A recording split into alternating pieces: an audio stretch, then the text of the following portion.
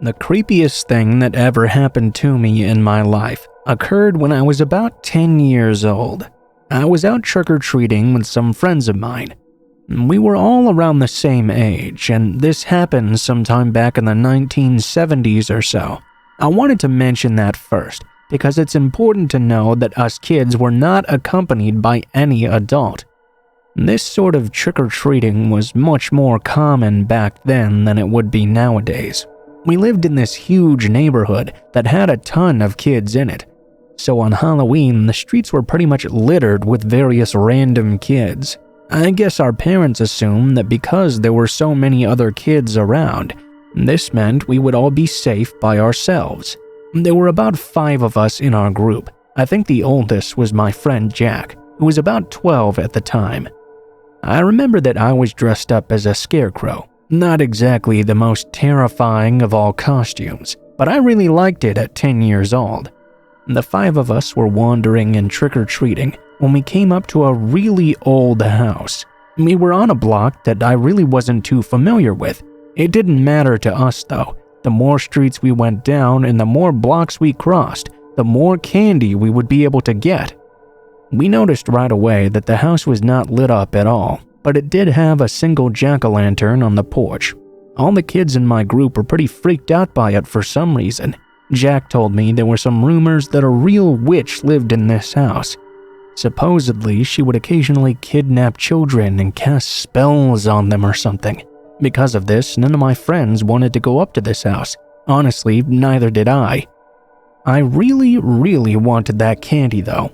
And I also wanted to show the rest of the group that I was the bravest of them all. So while all my friends stood back cowering, I bravely walked up the steps to the porch and knocked right on the door. An old gray-haired lady answered the door almost immediately. She was carrying a bowl with her, but strangely enough, the bowl was completely empty. She seemed genuinely pleased to see me, complimented me on my costume, and then began to ask me some strange questions. Did I really scare any crows that day? I smiled and went along with it, told her yes, and then said, "Trick or treat." The lady looked down at her bowl and seemed to be surprised that she was out of candy. Then she told me that if I followed her inside into her house, she would be able to give me a special treat from her kitchen. I really didn't want to go inside, but 2 things convinced me to go in that moment. 1, I really desperately wanted the candy, and 2, I was told to always be polite to any adults and do what they told me to do. Because of this, I went inside the house with the old woman. She closed the door behind her, and I followed her into the dark kitchen. She led me over to her pantry and opened it up. I assumed this must be where she kept her extra candy. I went over to take a look, when suddenly she grabbed me from behind and shoved me into the pantry.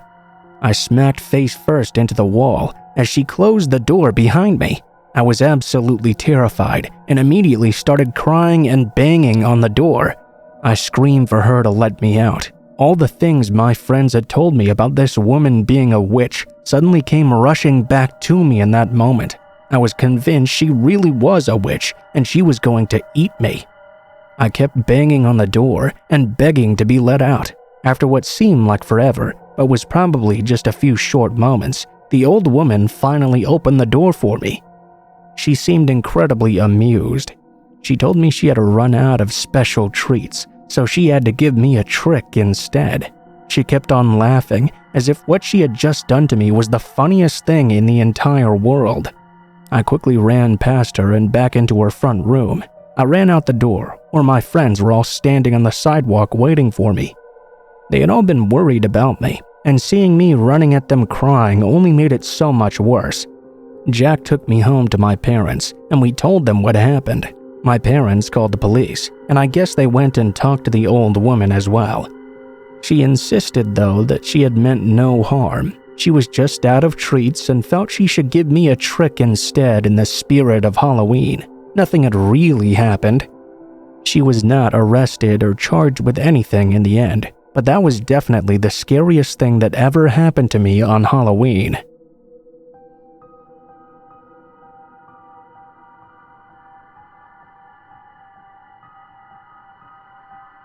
This happened back when I worked as a pizza delivery boy.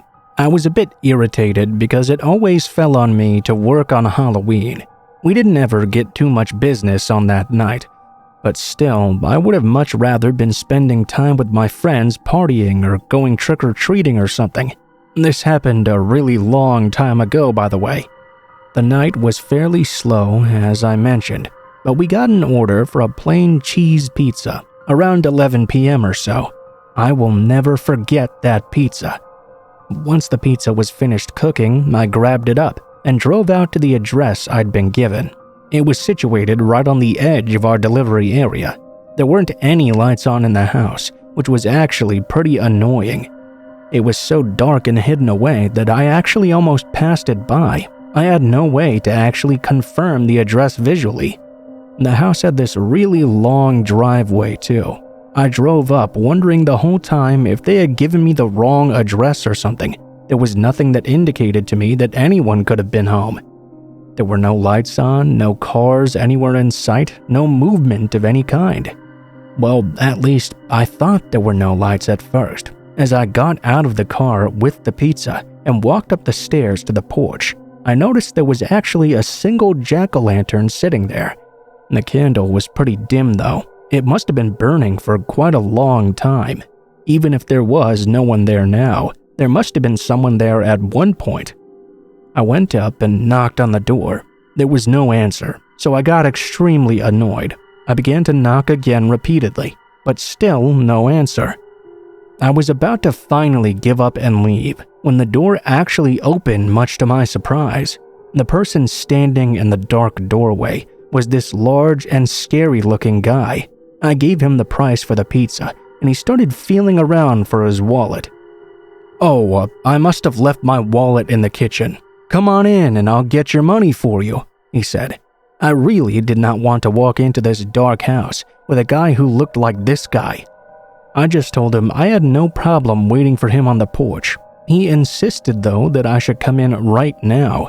He told me it might take a while for him to find his wallet, and he said there was no need to stand outside in the dark and cold by myself. I almost considered his offer. You know, sometimes you feel just inclined to do something against your better judgment. That was what I was feeling in that moment. I was thinking I could maybe get the whole experience over with quickly, simply by going in with the man. I mean, what were the chances something bad was really going to happen? I was actually just about to say yes, but then I noticed something extremely odd. Looking at the man's face, I saw his eyes quickly dart over to the side.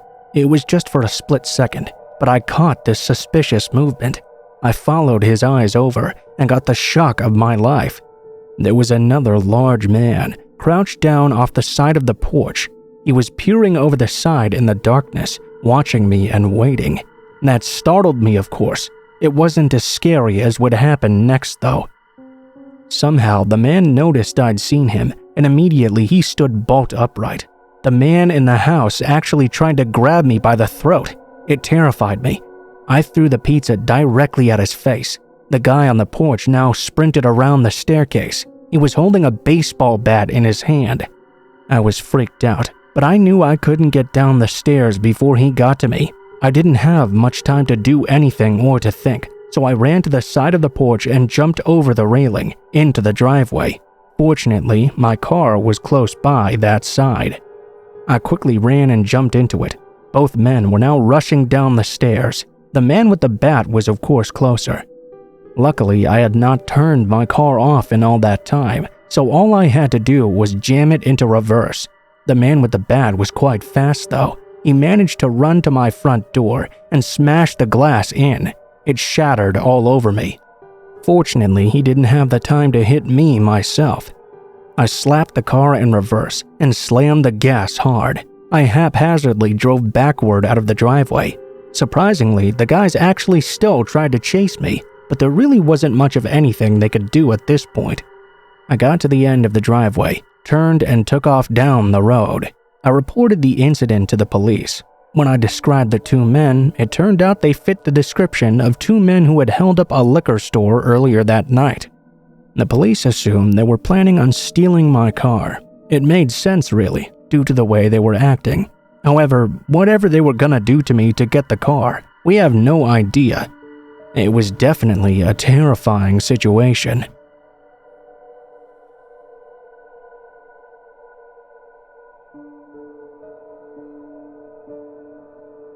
I went to a Halloween party when I was a freshman in college. It's important to know that I was a townie, so I didn't live on campus. I had a pretty decent walk from my house to the school, actually. It was quite the experience, because the campus was so big already. Usually, it was swarming with people as well. You only needed to get a block away, however, and it completely changed dynamics. I've had several walks home in which I didn't run into a single person at all just a bit outside of campus.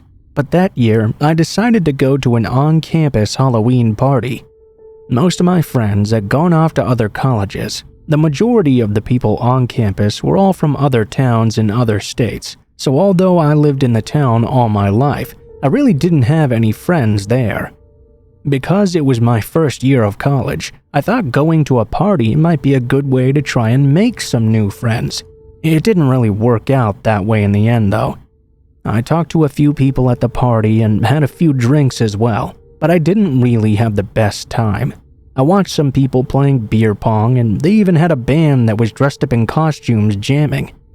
It was extremely fun and entertaining to watch, but I wasn't really having much of a social time. I was mostly just sitting down having drinks by myself, pondering whether or not I should just go home or continue to observe. At some point, I noticed a man in a skeleton costume staring at me. The costume was a lot like the ones from the movie The Karate Kid that the Cobra Kai guys were wearing. He was standing off to the side of the refreshment table and just kept on staring at me. Although I was there to try and make some new friends, I didn't exactly like the vibe this guy was giving off, so I didn't want to go up and talk to him.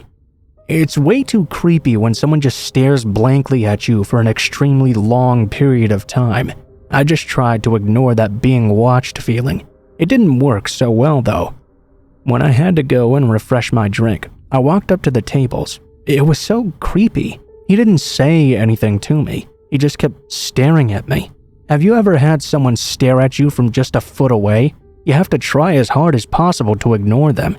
It's so awkward trying to avoid looking at them, and painfully obvious that that's what they're doing. Yeah, that's what I had going on for me that night. This staring went on for almost the entire party. When I finally decided that this had been a bust, I decided to go home as soon as possible. I'd actually been there for several hours. I made my way out through the crowd, happy to just be away from this skeleton man.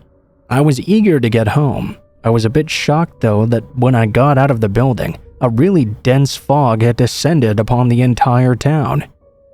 It was one of those fogs where it's difficult to even see anything right in front of you for more than a few feet away. Fortunately, however, I knew the path where I was going, and I didn't think I would have any problems getting home. I set off on my way. This is gonna sound like a pretty typical stalker story, I guess. While I was walking, I did think I could hear someone walking behind me, but every time I stopped to listen, there would be no sounds of steps at all.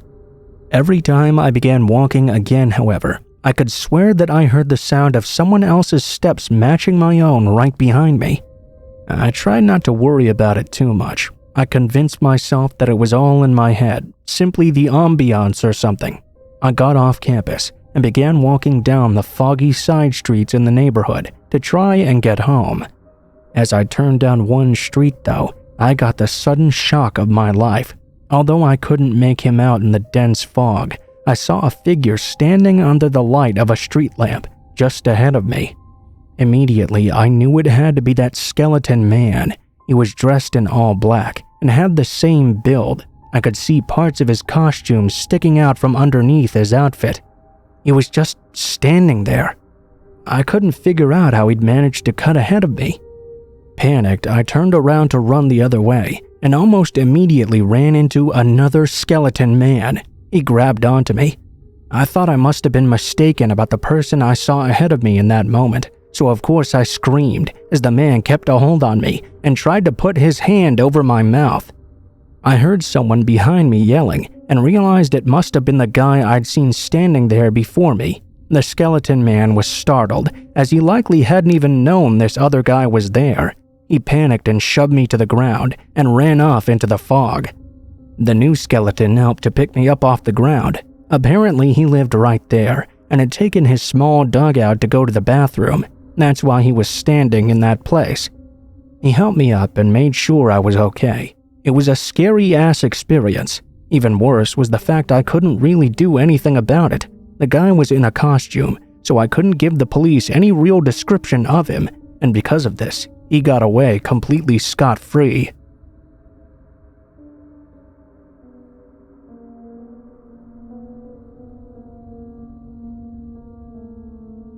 I've told this story before, but it still terrifies me, so I'll tell it again. When my friends and I were about 13 or so, we went to skate our bikes behind the train tracks in our local area. There was a forest with a road going through it. It seemed quite remote, but was actually favored by runners and cyclists alike. So during the nice summer days, you would see at least 10 people there while passing through the area. This day, however, was a gloomy winter day, so there weren't nearly as many people around. After going a bit deeper into the forest, we decided to settle near the road on a meadow. You could see us from the road, but it was also far enough to give us some privacy. We sat there for some time until one of my friends started to complain he needed to use the restroom. Nobody else really wanted to leave just to go to the toilet yet though, so he decided he'd find a spot nearby and pee there, taking his skateboard with him and leaving. After him, 2 other friends wanted to go skate some more, so they agreed to come back later. At this point, there were only 3 people in the meadow, including me, and that was when we noticed a man. He was walking on the road, then stopped right in the middle of it, just to stare at us for a long time, long enough for one friend to take notice, alerting me and the other. We all stared back, and when he realized we'd spotted him, he hurried on along his way.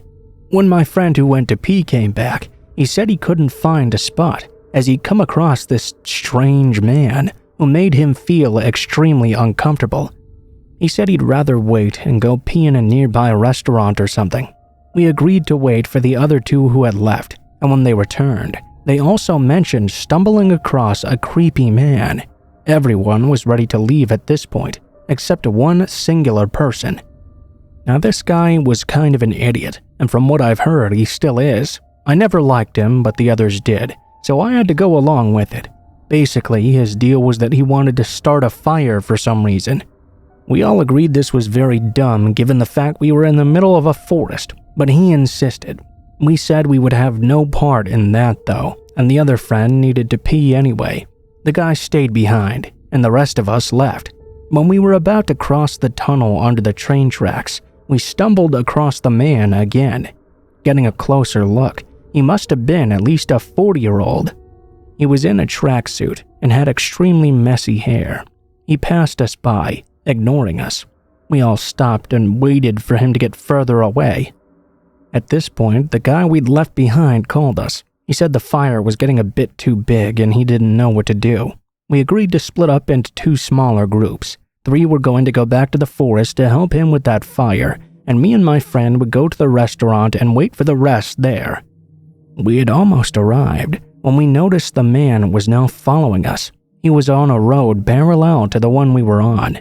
You could see it, as they were just a few meters away, and both led to the same restaurant. He kept walking in the same direction as we were. We got so scared we almost started running, because we were certain he was catching up to us.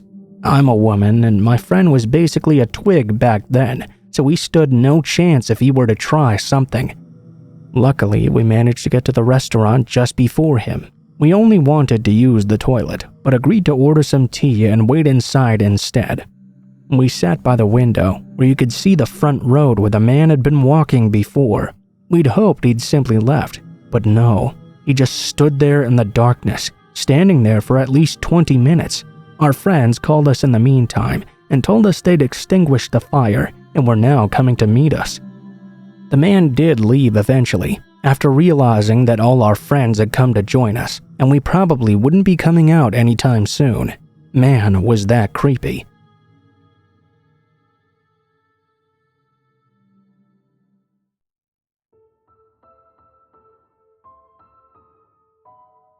What is up, guys? Blue Spooky here as always. Thank you guys so much for watching, especially if you made it this far to the end of the video. If you guys enjoyed the video, please be sure to like, share, comment, and subscribe if you feel so inclined.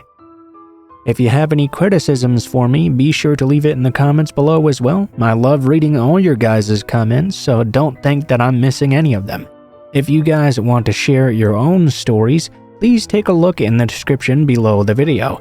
There will be links to all my social media accounts, including my Facebook, Gmail, and Twitter. Go ahead and send me a message on any of those, and I'll try to read your story as soon as possible. If you do decide to send a story in, please be sure to include in the tagline what the name of the story is if it has one, what the theme of the story is if it has one, and how you'd like to be credited in the description of the video the story appears in. If you decide to send in a story as well, please be sure to include as much detail as you feel comfortable with, and please try to make it as grammatically correct and proper spacing as possible to have the highest chance of your story appearing in a video in the future. Also, if you guys enjoyed these stories, I have a link to my friend's channel, Killer Orange Cat, in the description below the video. Please be sure to check out his channel as he also reads scary stories, and all of these stories are his, which he has allowed me permission to use, so please be sure to check out his channel and give him some love. Overall though, guys, I think that's pretty much it for me for now. I know it's been a long time since the last outro, so I hope you guys enjoyed this one. Thank you guys so much for watching, and I hope you guys have a great day.